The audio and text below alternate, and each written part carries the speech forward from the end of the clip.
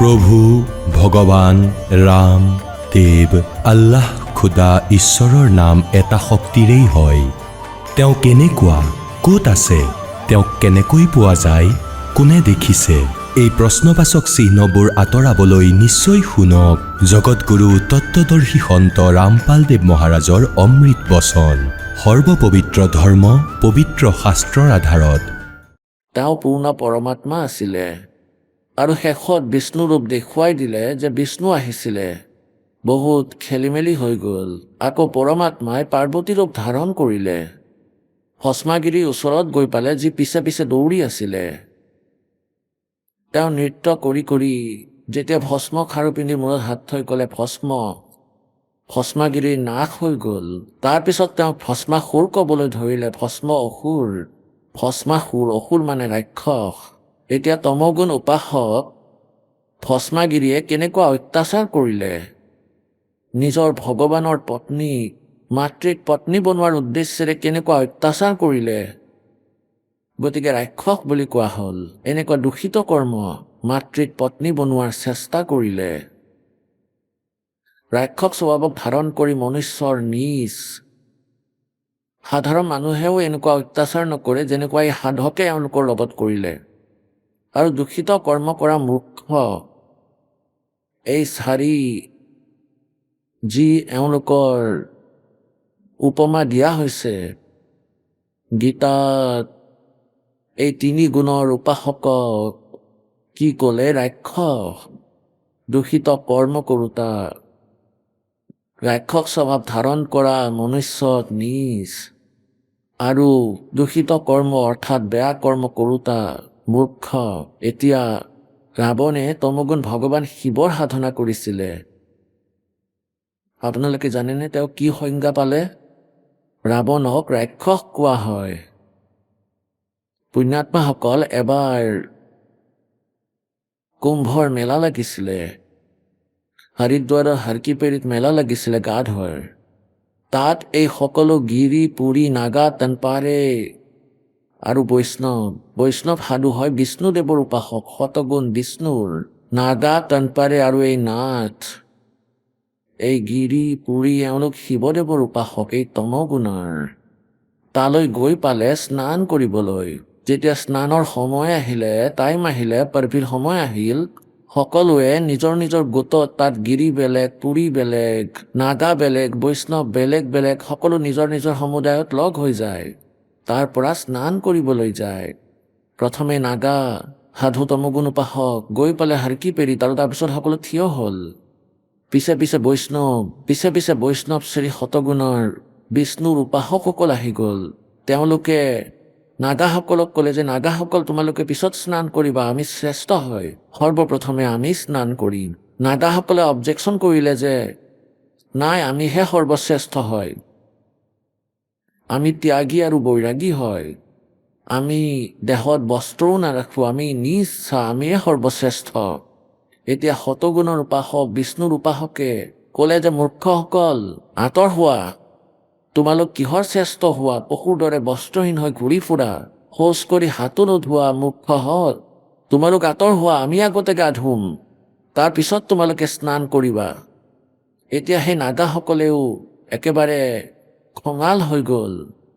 এনেকৈ মৰা মৰি, খুচিয়া খুচি এজনে আনজনক যেনেকৈ গাধই গাধৰ লগত কামোৰা কামুৰি কৰে, ডিঙি কাটি পেলায় আৰু তৰোৱাল ওলাই ল'লে তাৰ মাৰিলে, কটাৰী সুমুৱাই দিয়ে এজনে আনজনক। 25,000 সেই ত্ৰিগুণ উপাসক, কি যে হ'ব? এই 25,000 নিজৰ মাজতে কটাকটি কৰি মৰি গ'ল। ৰাক্ষস, দূষিত কৰ্ম, কি হ'ব? ৰাক্ষস कहते काटे शीस नहीं दल करुणा ये जग में साध कमावे है, जो जन उनके दर्शन को जावे उनको भी नरक पठावे है। तीर तुपक तलवार कटारी जमदड़ जोर बधावे है, हर पैड़ी हर हेत न जाण्या वहां जा तेग चलावे है। এতিয়া কাৰ তৰোৱাল, কটাৰী, কোঠাৰ অৰ্থাৎ চাকু সোমাই দিলে এজনে আনজনক। মুখেৰে কয় হৰকিপেৰি আৰু ভগৱানক ভয়ো নকৰে আৰু ভগৱানৰ বাবে মৰমো নাই তেওঁলোকৰ। যদি সেয়া হাৰকি পেৰি আছিল আৰু ভগৱানৰ আগত লাখতি বজাই আছে, এয়াও নকল কাম। तीर तुपक तलवार कटारी जमदड़ जोर बधावे हैं, हर पैड़ी हर हेत न जाण्या वाजा तेग चलावे हैं। तेग माने तोरुआल। काटे शीस नहीं दल करुणा, ये जग में साधक आवे हैं, और जो जन उनके दर्शन को जावे उनको भी नरक पठावे हैं। এতিয়া এই তিনি গুণক গীতাত ক'লে যে তিনি গুণৰ উপাসকক, ৰজগুণ ব্ৰহ্মা, সদগুণ বিষ্ণু, তমগুণ শিৱৰ উপাসকক, ৰাক্ষস স্বভাৱক ধাৰণ কৰা মনুষ্যত নিজ আৰু দূষিত কৰ্ম কৰোঁ তাক মূৰ্খ বুলি কৈছে। আৰু পৰমাত্মাই এয়াই কৈছিলে। গতিকে পুণ্যাত্মাসকল, গীতাৰ অধ্যায় নম্বৰ 7 শ্লোক 12 পৰা 15লৈকে আপোনালোকে পঢ়িলে।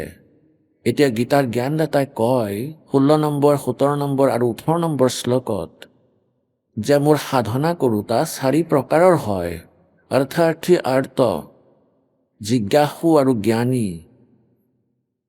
আৰ্ত তেওঁলোক যিসকলে নিজৰ সংকট নিবাৰণৰ কাৰণে বেদৰ মন্ত্ৰৰ দ্বাৰাই অনুষ্ঠান কৰিছিলে, তেওঁলোক কেৱল ইয়ালৈকে সীমিত। কাৰোবাক যন্ত্ৰ মন্ত্ৰ কৰিছে, কাৰোবাৰ ঘা ঠিক কৰি দিলে, এই ধৰণে তেওঁলোকে এনেকুৱাই কৰে। আৰু অৰ্থাৰ্থী যি ধন লাভৰ বাবে, বেছি ধনী হ'বৰ বাবে বেদৰ মন্ত্ৰৰ দ্বাৰাই তেওঁলোকে অনুষ্ঠান কৰে, আন একো গ্ৰন্থৰ তেওঁলোকে সহযোগ নলয়। তেওঁলোক ব্ৰহ্ম উপাসক হয়। আৰু তৃতীয় জিজ্ঞাসু, ঘৰৰ পৰা ওলাই যায় পৰমাত্মাক পাবলৈ।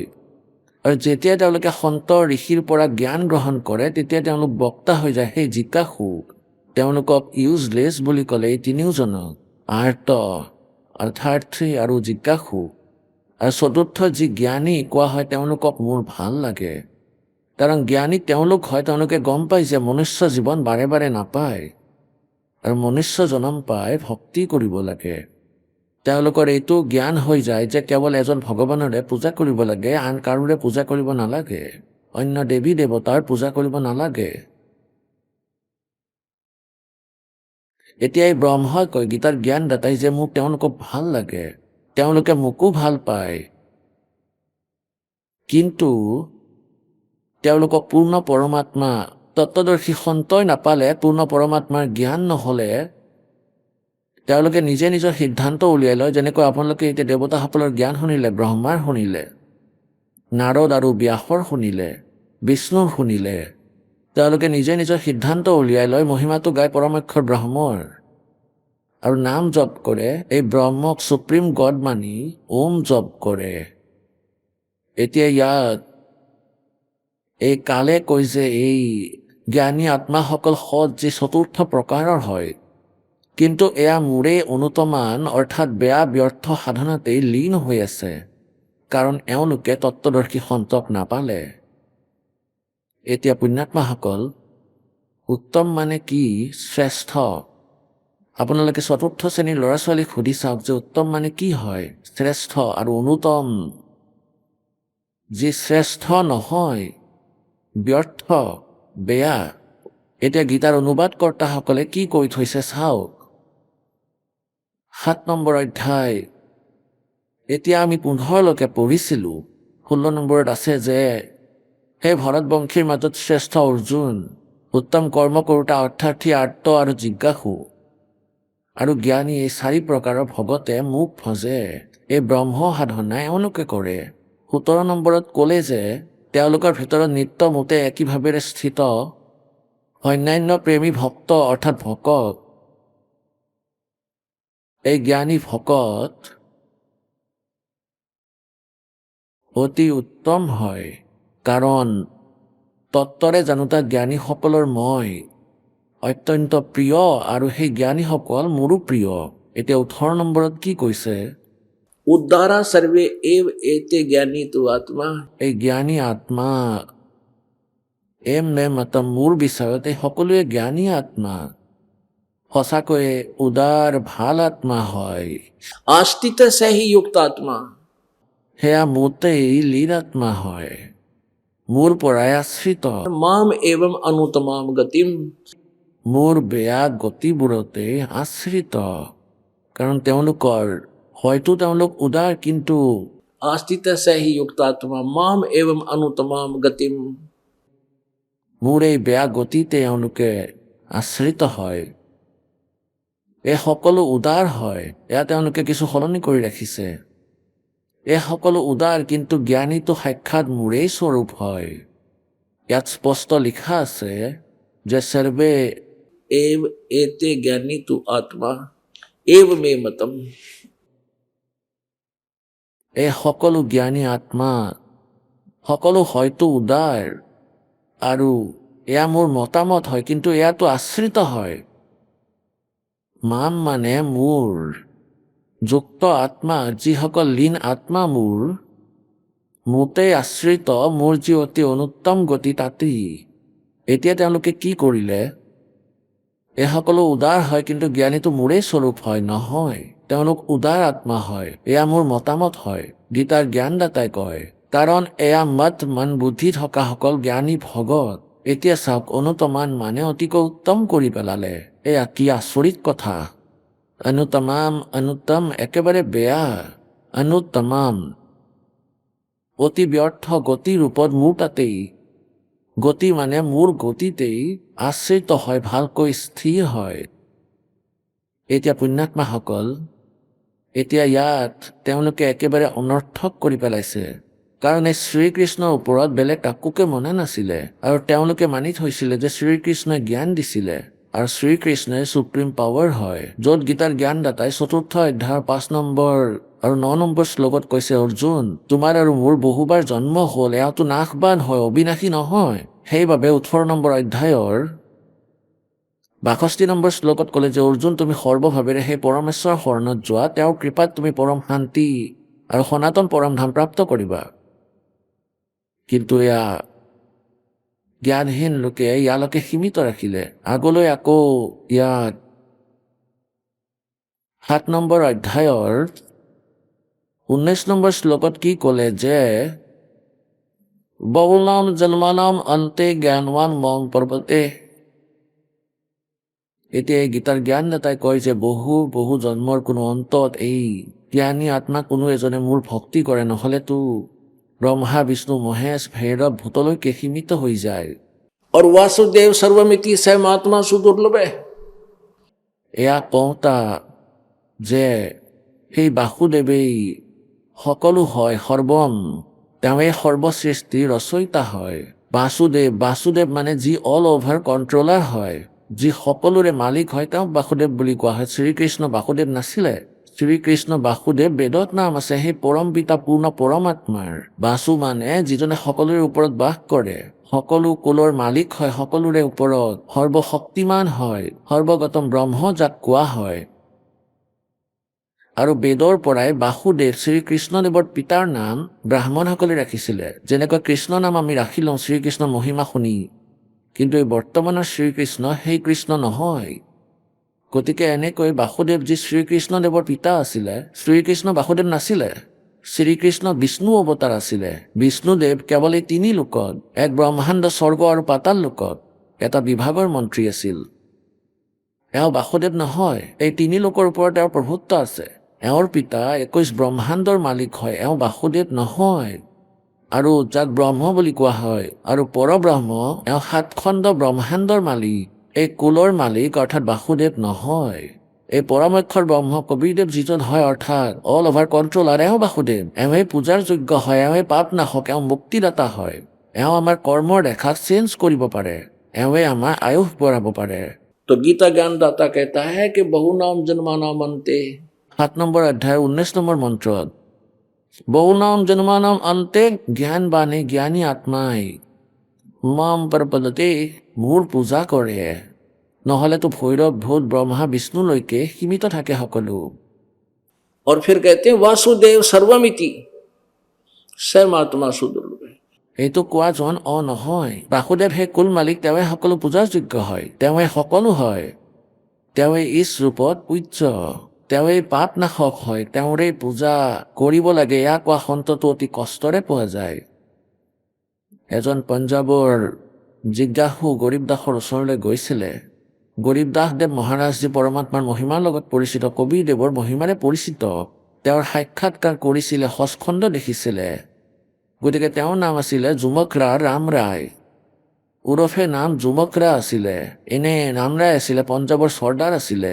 লুধিয়ানাৰ ওচৰত এখন বাছিৰ গাঁও আছিলে, তাৰেই বাসিন্দা। তেওঁ গম পালে যে এজন সন্ত আছে, তেওঁৰ বহুত ভাল, তেওঁ অমৃত বাণী লিখিছে। গতিকে তালৈ গ'ল। তেতিয়া গৰীব দাস চাহেবদেৱে তেওঁক জ্ঞান শুনালে।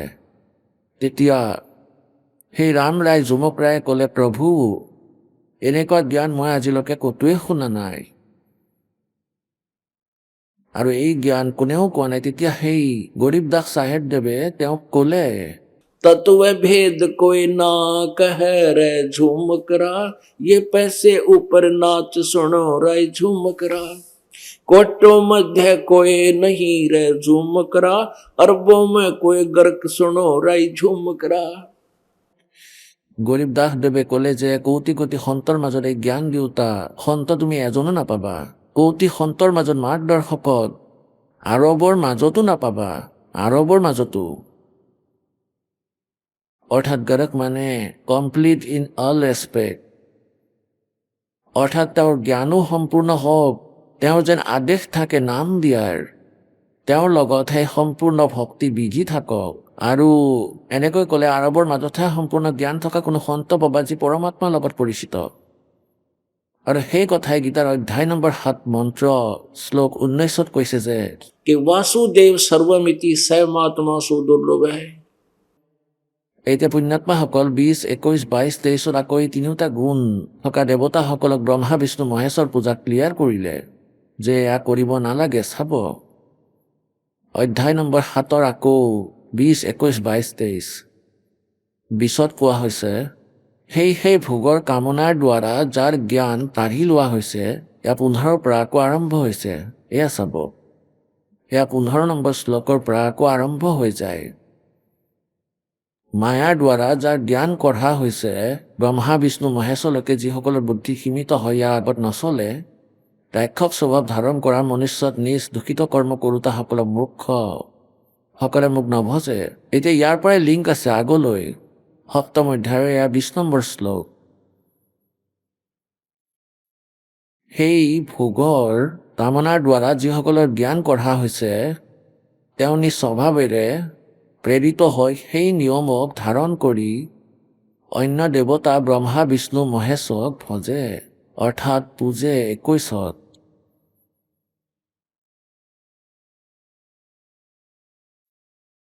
য'ত কামভক্ত যি দেৱতাৰ স্বৰূপক শ্ৰদ্ধাৰে পুজিব বিচাৰিছে, সেই ভগতৰ শ্ৰদ্ধাক মই সেই দেৱতাৰ প্ৰতি স্থিৰ কৰোঁ। 22 সেই পুৰুষ, সেই ব্যক্তিয়ে সেই শ্ৰদ্ধাৰে যুক্ত হয় সেই দেৱতাৰ পূজন কৰে, আৰু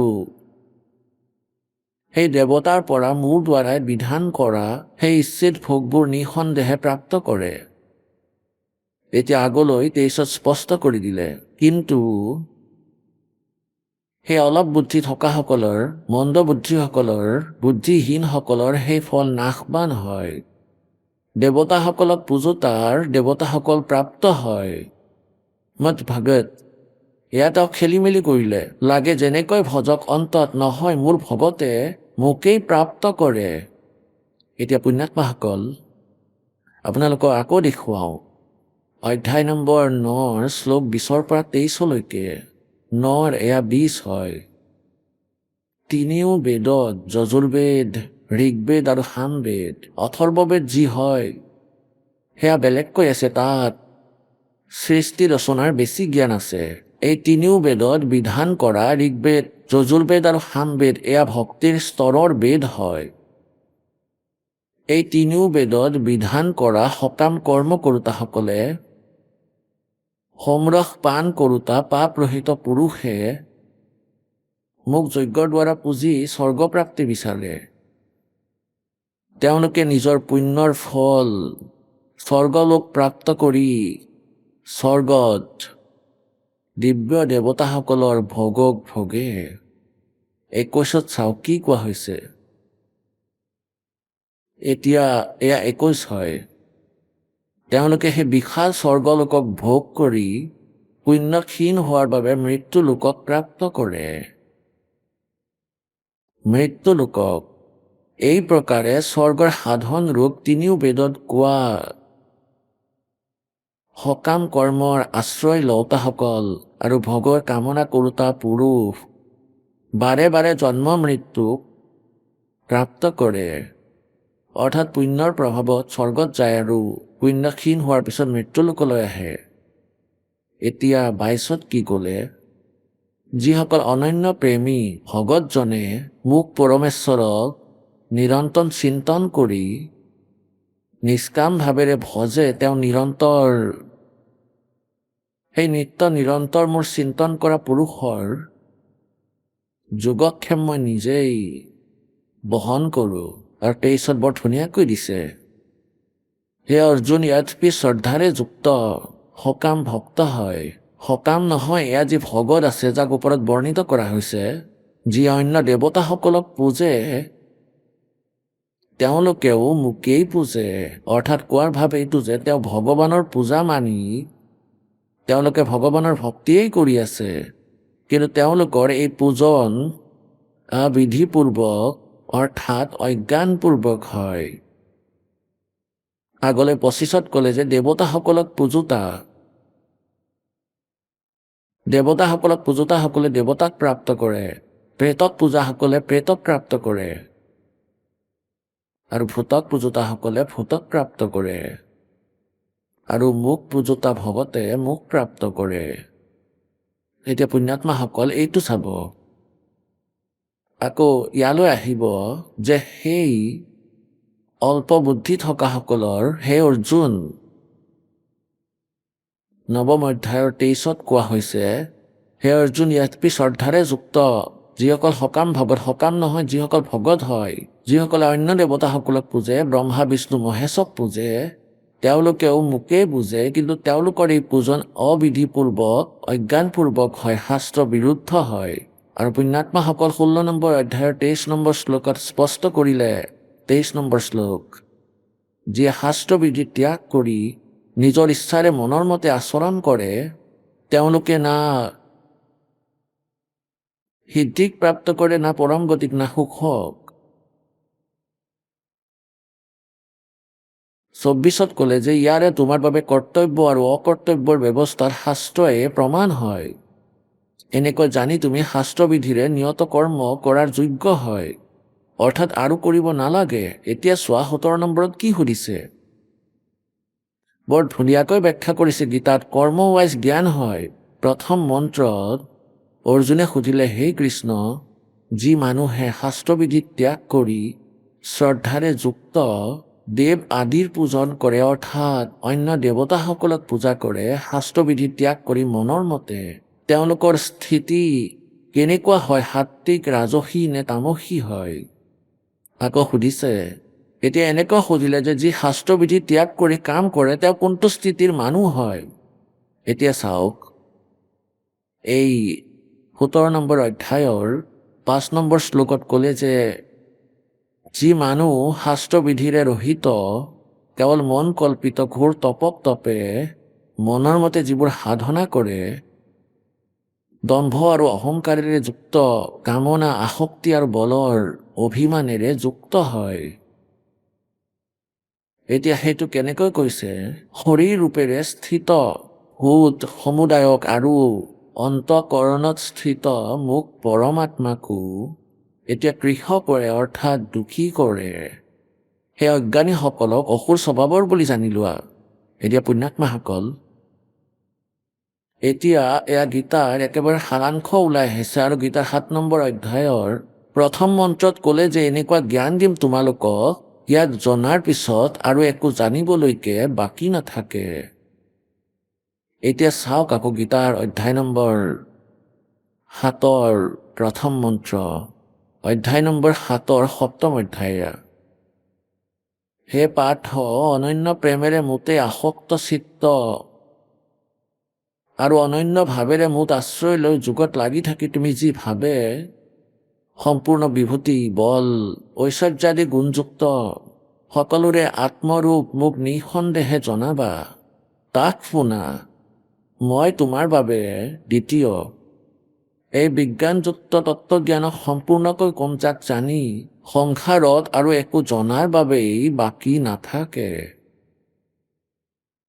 পুণ্যাত্মাসকল এয়া কয় যে ব্ৰহ্মা বিষ্ণু মহেশ অজৰ অমৰ হয়, তেওঁলোকৰ কোনো মাতা পিতা নাই, তেওঁলোকে সকলো হয়, সৰ্বেশ্বৰ হয়। আৰু পৰমাত্মাই তেওঁলোকৰ বিষয়ে কি কৈ থৈছে? मोती मुक्ता दर्शत नाही, ये जग है सब अंदरे, दिखत के तो नैन चसम इनका फेरा मोतिया बंदरे। এতিয়া পৰমাত্মাই কয়, এওঁলোকক তোমালোকে বিদ্বান বুলি ভাবিছা আৰু এওঁলোকে তোমাক গোস্বামী গোস্বামী কৈ মূৰ্খ বনাই ৰাখিছে। এই সংস্কৃতৰ জ্ঞাতা, তেওঁলোকৰ কখনো জ্ঞান নাই বেদৰ এই গীতাৰ বিষয়ে। এওঁলোকৰতো অজ্ঞানৰূপী চকুৰ ছানি পৰিছে এই ঋষি মহৰ্ষিসকলৰ। আপোনালোকে গোটেই ইয়াত দেখিলে সত্যযুগৰ ব্ৰাহ্মণে এনেকৈ কয়, বেদৰ বিদ্যা নাছিলে আৰু দুৰ্গাৰ পূজা কৰিছিলে। আহি গ'ল তেওঁলোকৰ অন্ত জ্ঞানৰ। আৰু ভগৱানে কয়,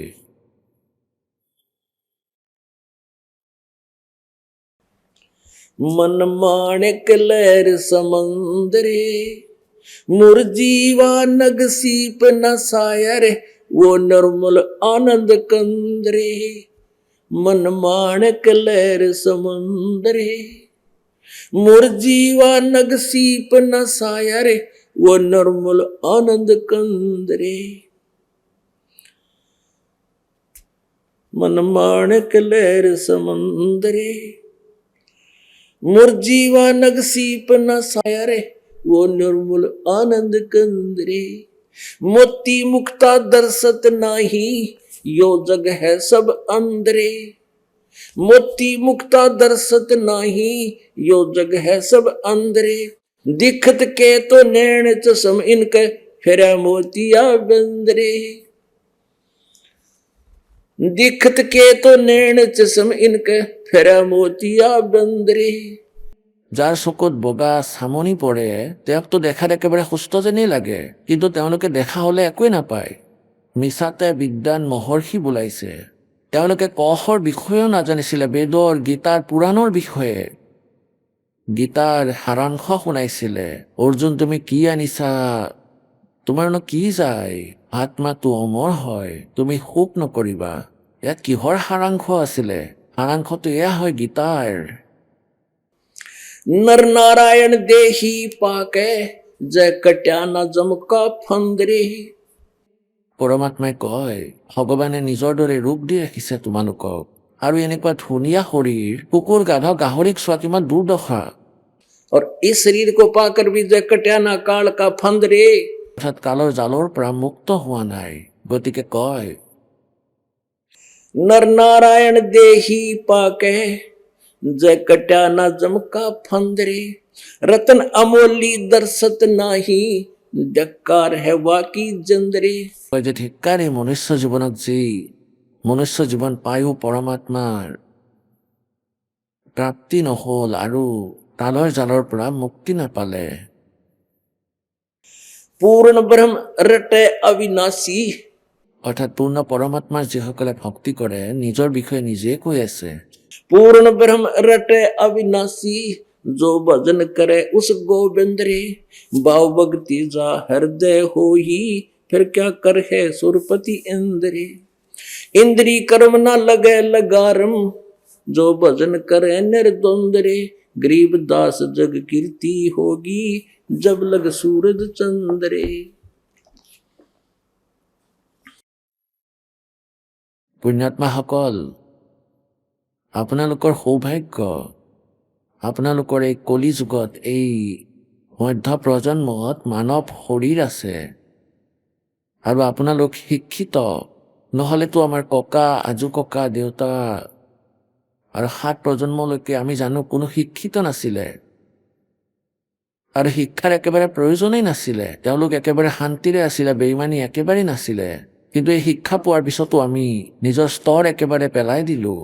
কিন্তু এই শিক্ষা দিয়াৰ প্ৰয়োজন আছিল পৰমাত্মাৰ, কাৰণ এই শিক্ষাৰ দ্বাৰা আজি আমি ভগৱানক চিনিব পাৰোঁ, এই অক্ষৰ জ্ঞানৰ দ্বাৰা।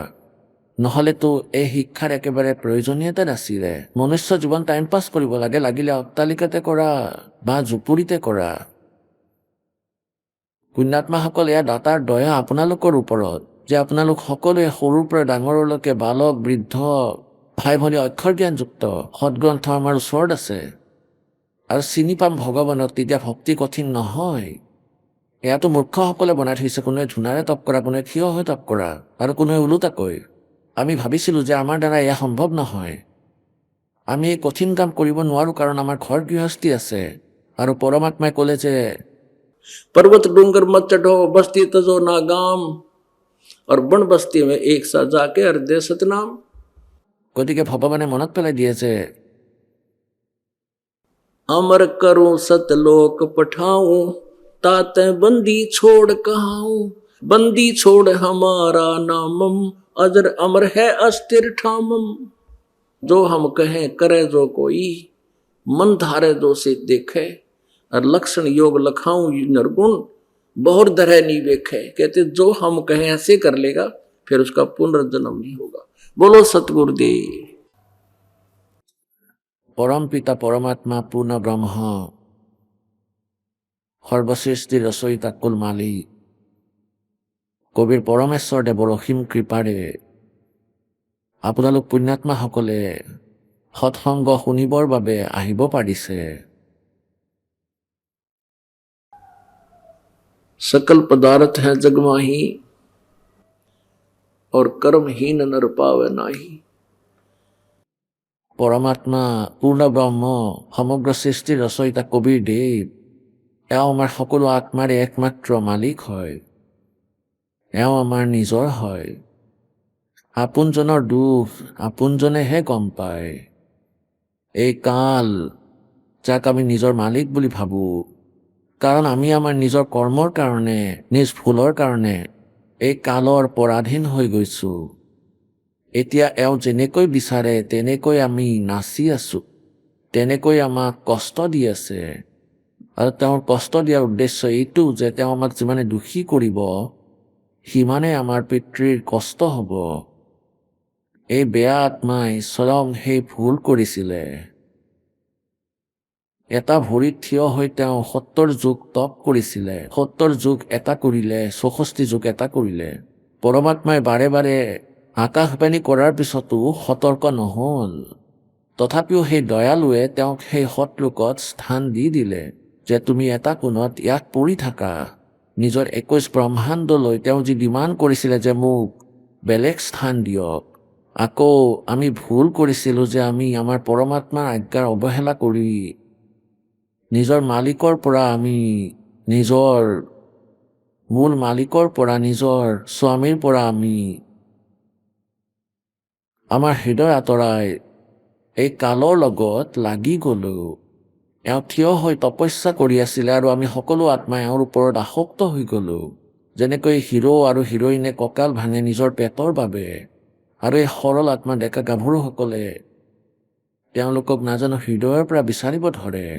আৰু যদি তেওঁলোক কোনো ওচৰে পাজৰে চহৰলৈ আহে, তেওঁলোকক চাবলৈ হাজাৰৰ সংখ্যাত এনেকৈ থিয় হৈ পৰে, কোনো লেনদেনেই নাই। গতিকে এই বেমাৰ আমাৰ তাৰ পৰাই লাগিছিল। গতিকে আমি পৰমাত্মাক পাহৰি নিজৰ স্বামীক পাহৰি আমি এই নকল পতি, নকল স্বামীৰ ওপৰত আসক্ত হৈ গৈছোঁ। পৰমেশ্বৰে বাৰে বাৰে আকাশবাণী কৰাৰ পিছতো আমি এই কালৰ পৰা আমি মন আঁতৰাব পৰা নাই, ইমান ইয়াৰ বিবশ হৈ পৰিছোঁ। এই কালে ডিমাণ্ড কৰিছিলে যে পৰমাত্মা মোক কিছু জীৱ দিয়ক। পৰমেশ্বৰে আমাৰ পৰা স্বীকৃতি লৈছিলে।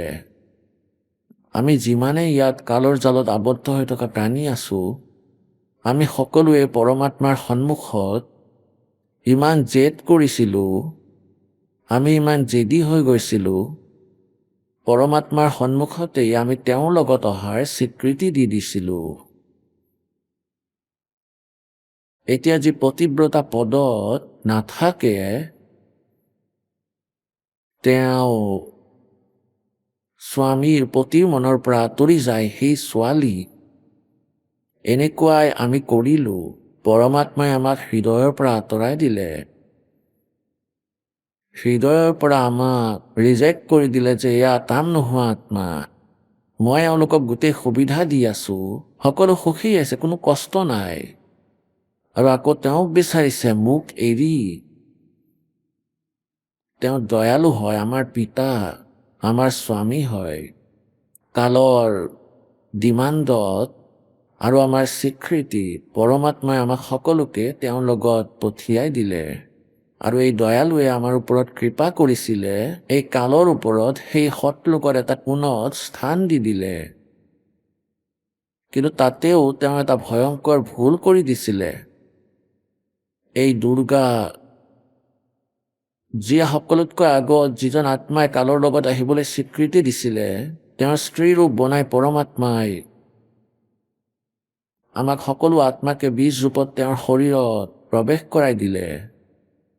আৰু তেওঁক শক্তি দি দিলে যে নিজৰ বচনেৰে যিমান ইচ্ছা পুৰুষ আৰু মহিলা বনাব পাৰিবা।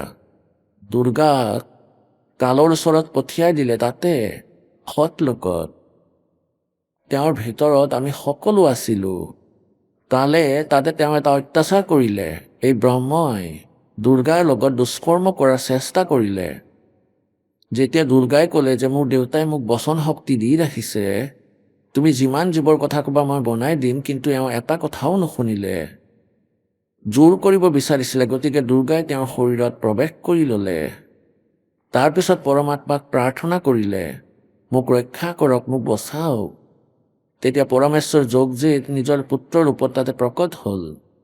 দুৰ্গাক সেই কালৰ পেটৰ পৰা উলিয়ালে, আৰু তাৰ পৰা 21 ব্ৰহ্মাণ্ডৰ লগতে সৎলোকৰ পৰা আমাক সকলোকে উলিয়াই দিয়া হ'ল।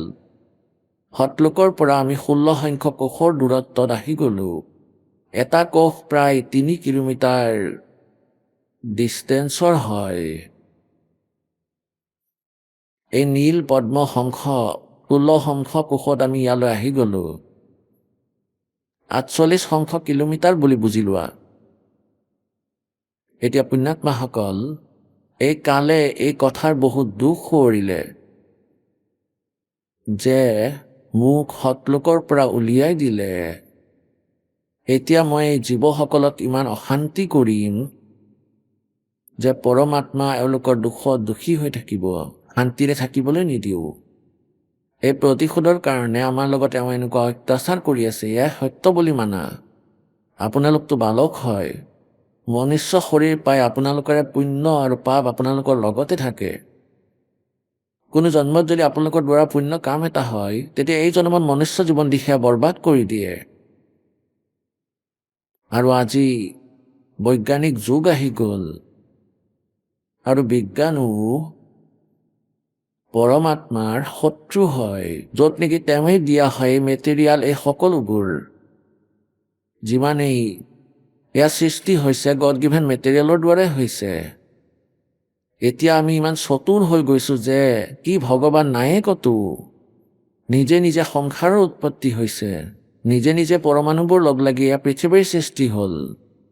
এয়াতো মনে সঁচা কথা।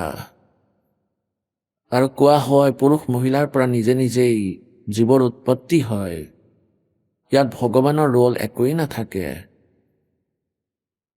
পুণ্যাত্মাসকল, এতিয়াতো পৰমাত্মাৰ আস্থা হৃদয়ত আছে, কিন্তু আহিবলগীয়া 5, 4, 10 হাজাৰ বৰ্ষৰ পিছত এনেকুৱা মূৰ্খসকলৰ অভাৱ নাথাকিব, যিজনে এইটো নক'ব যে ভগৱান ক'তো নাই।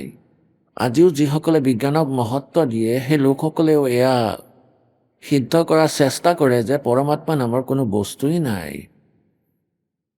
ঠিক আছে, এয়া কালৰ ব্যৱস্থা হয় বাৰু, তালে নিজৰ কাম কৰিব, কিন্তু দয়ালুৱে নিজৰ কাম কৰিব।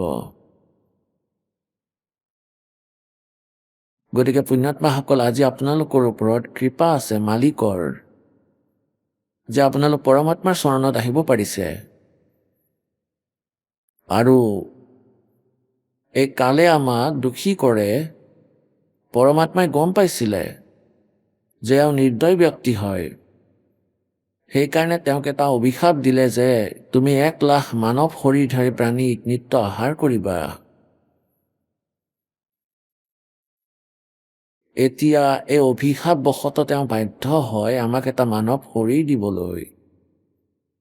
অন্যথা এওঁ আমাক মানৱ শৰীৰো নিদিলে হয়, এয়া সত্য বুলি মানি লোৱা। এতিয়া মালিকে জানিছিলে এওঁলোকে যি ভুল কৰিলে সেয়াটো কৰিলেই, ইয়াৰ ভোগটো ভুগিবই আৰু মনুষ্য শৰীৰ হ'ব। তেতিয়াহে মই যাম, তেওঁলোকক তেওঁলোকৰ যথাৰ্থ স্থান কম। কিছুসংখ্যক পুণ্যাত্মাক ইয়াত সৎলোকলৈ আনিম, তেওঁলোকক সত্যৰ লগত পৰিচিত কৰা, আকৌ পুনৰ থৈ আহিম।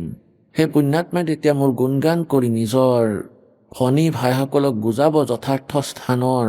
তেতিয়া তেওঁলোকে প্ৰমাণ দিব, তেওঁলোকক বিশ্বাস যোগাব। এনেকুৱা কৰিয়েই এওঁলোকক মই আকৌ লৈ আহিম। এই কালে আমাক ইমান অজ্ঞানী বনাই দিলে যে পৰমাত্মাৰ পৰিভাষা পৰিৱৰ্তন হৈ গ'ল আৰু এওঁ কেনেকৈ অত্যাচাৰ কৰে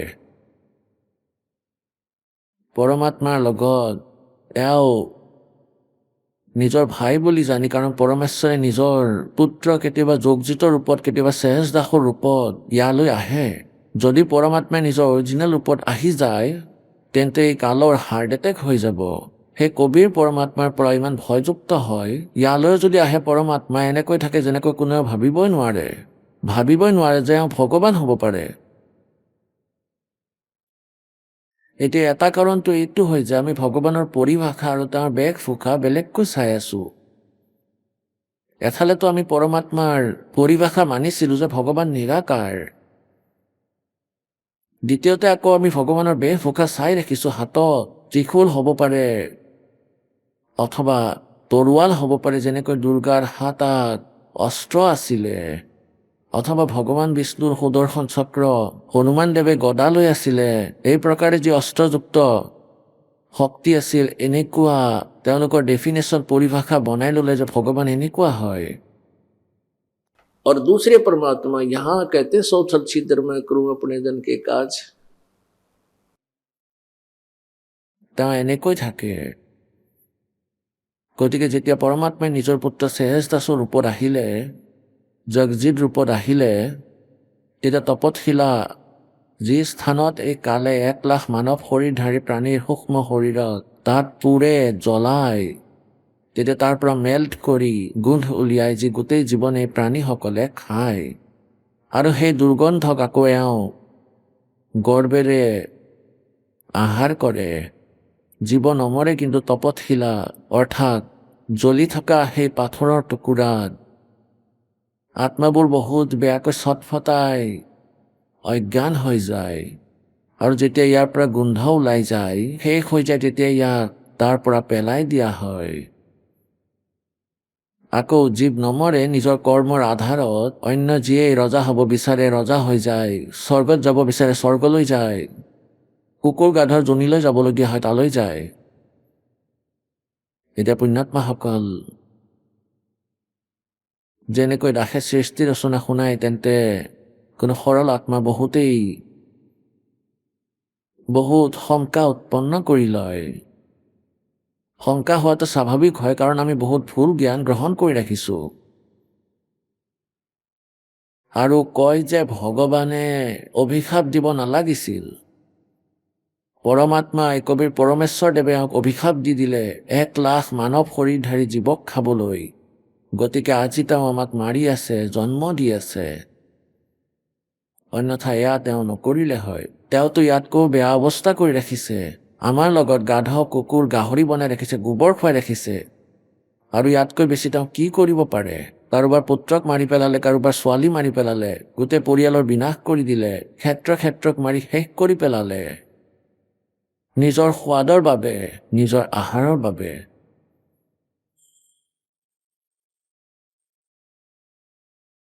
পুণ্যাত্মাসকল, সৌভাগ্য আপোনালোকৰ যে আপোনালোকে মধ্য প্ৰজন্মত জন্ম হৈছে মানৱ শৰীৰত। অক্ষৰ জ্ঞান পৰমাত্মাই আপোনালোকক কৰাইছে। এয়া অনিবাৰ্য আছিল, অন্যথা অক্ষৰ জ্ঞানৰ আমাক একেবাৰে প্ৰয়োজনীয়তা নাই। এই আধুনিক বিদ্যাই আমাক একেবাৰে বেইমান কৰি পেলালে। আমাক বৈজ্ঞানিক বনাই দিলে যে ভগৱানৰ পৰা দূৰ কৰি আছে। আমাৰ এই বিজ্ঞানৰ কোনো প্ৰয়োজনেই নাছিল, কিন্তু পৰমেশ্বৰে আধুনিক উপকৰণ বনোৱাটো আমাৰ বাবে অনিবাৰ্য আছিলে। আৰু অক্ষৰ জ্ঞান কৰাবলৈ সেইকাৰণে আৱশ্যক আছিল যে আমি ভগৱানক চিনি পাব পাৰিম। অন্যথা তেওঁলোকে আমাক মূৰ্খ বনাই ৰাখিছিলে এই কালৰ দূতসকলে। কোনোবাই যিয়ে নকওক সেয়া আমি মানি লৈছিলোঁ, কাৰণ আমি বিচাৰিছিলোঁ ভোক আছিল ভগৱানৰ। যেতিয়াৰ পৰাই আত্মা নিজৰ মালিকৰ পৰা আঁতৰি গ'ল, সেইদিনাই তেওঁ বুজি পালে যে মই ভুল ঠাইত আহি গৈছোঁ। কিন্তু এই কালে আমাৰ এনেকুৱা ব্যৱস্থা কৰি থৈছে, ইমান বাধ্যত পেলাই দিয়ে যে আমি মৰিবই লাগিব, আমাৰ ইয়াৰ পৰা আস্থা আঁতৰি নাযায়। যেতিয়া এইটো জানো যে 1 ছেকেণ্ডত গমেই নাপাওঁ কেতিয়া ঢেৰেকনি পৰি যায়, তথাপিও আমি এই ব্যৱস্থাৰ পৰা আঁতৰিব নোৱাৰোঁ। গতিকে এয়া জীৱৰ দ্বাৰা সম্ভৱ নহয়। ये तो कहते हैं सतगुरु मिला तो इच्छा मिट पद मिल पदे समाना और चल हंसा उस लोक पठाऊं जो आज अमर स्थान। সদ্গুৰুক যেতিয়া পাম তেতিয়া ইয়াৰ পৰা মন আঁতৰাম, আৰু এদিন এনেকুৱা আহিব যে আমি ইয়াত পুতলাৰ দৰে দেখা পাম। এয়া সত্য মানা। আপোনালোকৰ হৃদয়ত ঠাই নাথাকিব এই সংসাৰৰ কোনো আইটেমৰ। ইয়াৰ বাবে আপোনালোকে একে লেঠাৰি এই সৎসংগ শুনিব লাগিব। সেৱা আৰু স্মৰণ, এই দান ধৰ্ম যিমান হ'ব সেয়া কৰি থাকিব লাগিব, কাৰণ কেৱল জ্ঞানৰ জৰিয়তে একো নহয়। কিছুদিনৰ পিছততো জ্ঞানো বিফল হৈ যায় যদি আপোনালোকে পেৰেলেল ভক্তি আৰু দান কৰি নাথাকে। परमात्मा कहते हैं धर्म तो 10 का नहीं 10 के तीनों लोग और खैर आयत में खैर है की जात। এতিয়া আপোনালোকৰ দ্বাৰা যি 5 যজ্ঞ কৰোৱা হয়,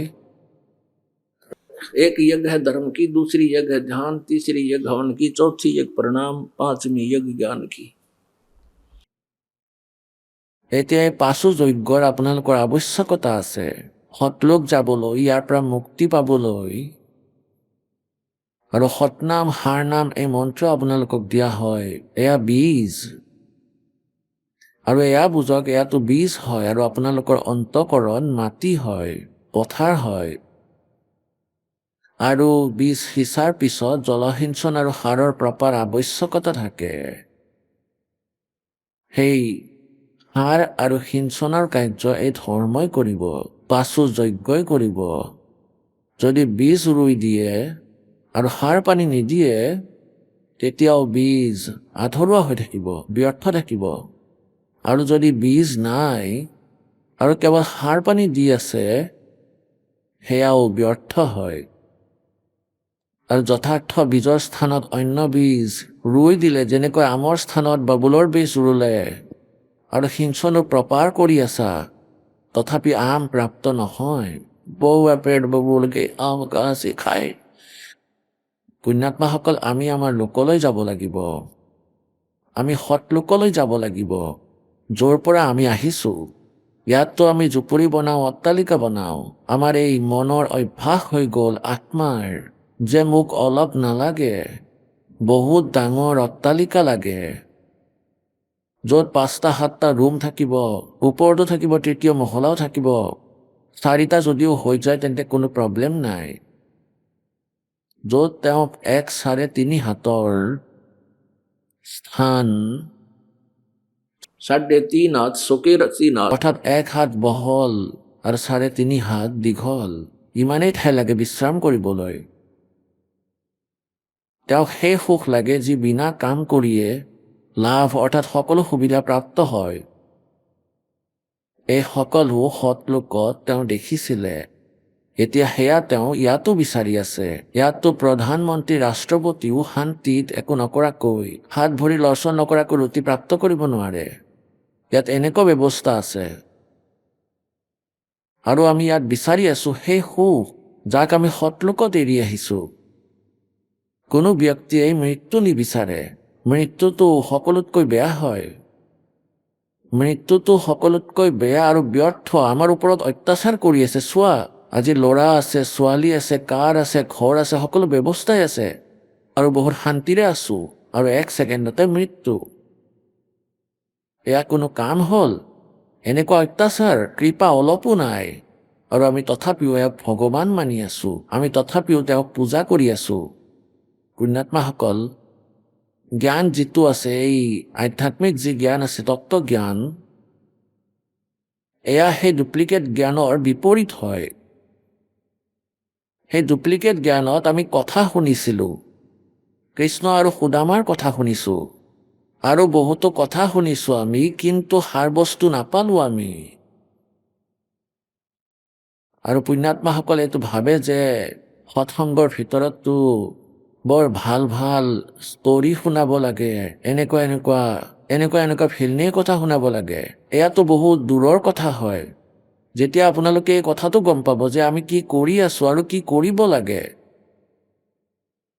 আৰু আমি ইয়াত কেনেকৈ ফচি গ'লোঁ, যেতিয়া আপোনালোকৰ হৃদয় ইয়াৰ পৰা আঁতৰি যাব, তেতিয়াহে এই কথাবোৰে আপোনালোকক সাৰ বস্তু দিব। এতিয়াতো কেৱল এটা বৈৰাগ সৃষ্টি কৰি লয়, কিন্তু ৰাস্তা ঠিক নহয়। তেতিয়া এই বৈৰাগৰ কোনো লাভ নাই। अब जैसे कहते हैं मन के मारे बन गए बनतज बस्ती माँ, कह कबीर के करूँ यो बनता माने ना। এতিয়া কোনো আত্মাই ভগৱানক বিচাৰে, চটফটাই থাকে। জ্ঞান অলপ চৰ্চা শুনিলে পুণ্যাত্মাসকল সোনকালে প্ৰভাৱিত হয়। যেনেকৈ ৱাজিদ নামৰ এজন ৰজা আছিলে, তেওঁ ইমানেই শুনিছিলে যে খোজ কাঢ়ি কাঢ়ি এটা উট মৰি গ'ল। ভৰি নাভাগিল, চকু নুফুটিল, ক'তো জখমেই নহ'ল। তেওঁ সুধিলে গোটেইখিনি চাই যে সেই উটৰ যিটো পৰি আছিলে যাত্ৰাৰ পথত, সকলো উট থিয় হৈ আছিলে, কাৰণ অলপো আগলৈ যাব নোৱাৰে। বাট ইমান সংকীৰ্ণ আছিলে যে এটা উট পৰি যোৱাৰ লগে লগে ৰাস্তা ব্লক হৈ গৈছিল। যদি ৰাস্তা মুকলি থাকিলে হয় তেন্তে ৰজাৰ যাত্ৰা নৰখিলে হয়, মন্ত্ৰীজনে ৰখিব নিদিলে হয়, এটা মৰিলে দূৰত পেলাই দি আন এটা আনিলে হয়। তেতিয়া ৰজাই গৈ দেখিলে উট মৰি গ'ল। কেনেকৈ মৰিল? ভৰি ঠিক, চকু ঠিক, দেহা ঠিক, ক'ৰ পৰা মৰিলি, কেনেকৈ মৰিল? বিদ্বান পুৰুষসকলে ক'লে যে এনেকুৱা এনেকুৱা হয়, যাৰ সময় সম্পূৰ্ণ হৈ যায় তেতিয়া এনেকৈ শৰীৰ এৰে। তেতিয়া তেওঁ একেবাৰে উচপ খাই উঠিল যে মোৰো মৃত্যু হ'ব জানো? যে হয়, সকলোৰে হয়। আপোনাৰ ককা আজু ককা মৰিলে, উভতি আহি গ'ল, গৈ আছিলে ক'ৰবাত ঘূৰা ফুৰা কৰিবলৈ বেলেগ চহৰত, আৰু আহি নিজৰ পত্নীক ক'লে যে এতিয়া আমি যাওঁ, ইয়াত নাথাকোঁ আৰু। এতিয়া ঘৰ এৰি দিলে, ৰাজ্য এৰি দিলে, জংঘলত গৈ বহিলে। তাত ভগৱান নাই, তাত কোনো মাৰ্গ নাই। গতিকে পুণ্যাত্মাসকল, আজি ভগৱানে আপোনালোকৰ ওপৰত যি দয়া কৰিছে, নাজানো কোনটো জন্মান্তৰৰ আপোনালোক মালিকৰ মৰমীয়াল আত্মা হয় যে আপোনালোক ইমান নিকটত আছে, কিন্তু এই ভ্ৰমিত কৰি থকা ঋষি সন্তই আমাক আকৌ নিজৰ মালিকৰ পৰা দূৰ কৰি আমাৰ ইয়াতেই দুৰ্গতি কৰি ৰাখিছে। लखबर सूरा जूझ ही लखबर सामत दे, लखबर यति जहान में जब सतगुरु शरणाले। কি কয় যে আপোনালোক কেতিয়াবা নহয় কেতিয়াবা এনেকুৱা পুণ্যাত্মা আছিলে, এনে আহিব নোৱাৰি ইয়াত কোনো প্ৰাণী। আৰু যদি কোনোবা আহিও যায় তেন্তে তেওঁৰো সৌভাগ্য, কোনো ভাল সংস্কাৰ আছিলে, লাহে লাহে তেওঁৰ ওপৰতো ৰং বিয়পি যাব আৰু তেওঁৰো ভক্তি ষ্টাৰ্ট হৈ যাব।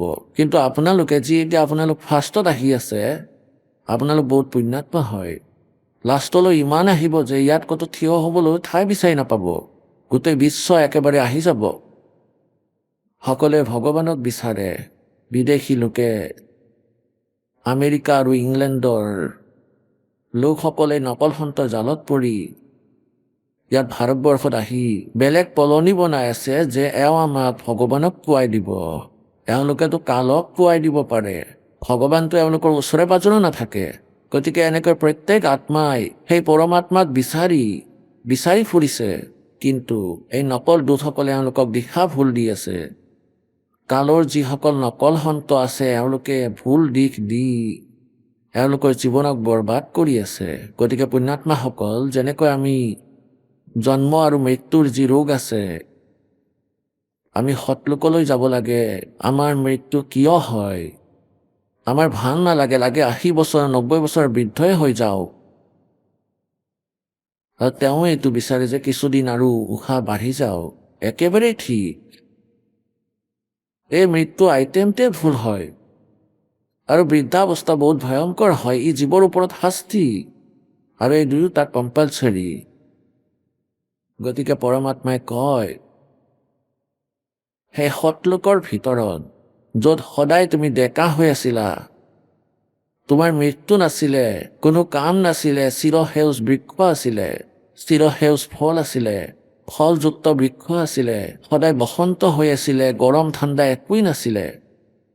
না, আপোনাৰ শৰীৰো এই মাংসৰে তৈয়াৰী নাছিলে, য'ত কেতিয়াবা BP হাই, কেতিয়াবা ল' হৈ যায়।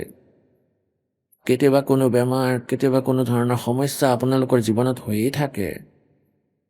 গতিকে আপোনালোকে সেই স্থানক এৰি ইয়াত আহি গৈছে। আজি আপোনালোকে এইটোৱে বিচাৰে যে কাম নকৰাকৈ মোৰ সুখ হওক, মোৰ মৃত্যু নহওক, মই বৃদ্ধ নহওঁ। বৃদ্ধাৱস্থাও ভাল নালাগে। এগৰাকী ৭৫-৭০ বছৰৰ বৃদ্ধা আৰু ভাল ধুনীয়া কাপোৰ এযোৰ ধুই মেলি পিন্ধে সেই মায়ে। আৰু মই ক'লোঁ, হে আইতা। ক'লে, আইতা কিয় কৈছা মহাৰাজ, মই কি বৃদ্ধা নেকি? বা কি আচৰিত কথা, দাঁত নাই তোমাৰ, চশমা ডাবুল লগাই থৈছে, শপত শপত, তথাপি বৃদ্ধ অৱস্থা সহ্য নহয়। এয়া স্বাভাৱিক হয়, কাৰণ আমি এনেকুৱা ঠাইত থাকি আহিছিলোঁ য'ত বৃদ্ধ হোৱাই নাছিলোঁ। আমি যি আমাৰ লগত ইয়াত হৈ আছে, এয়া ভাল নালাগে, না মৃত্যু ভাল লাগে। গতিকে এই সমস্যাটো ইয়াত হৈয়ে থাকিব। এই সমস্যাৰ সমাধানটো কেৱল সৎলোকতহে হ'ব পাৰে, আৰু তালৈ যোৱাৰ পদ্ধতিও আছে।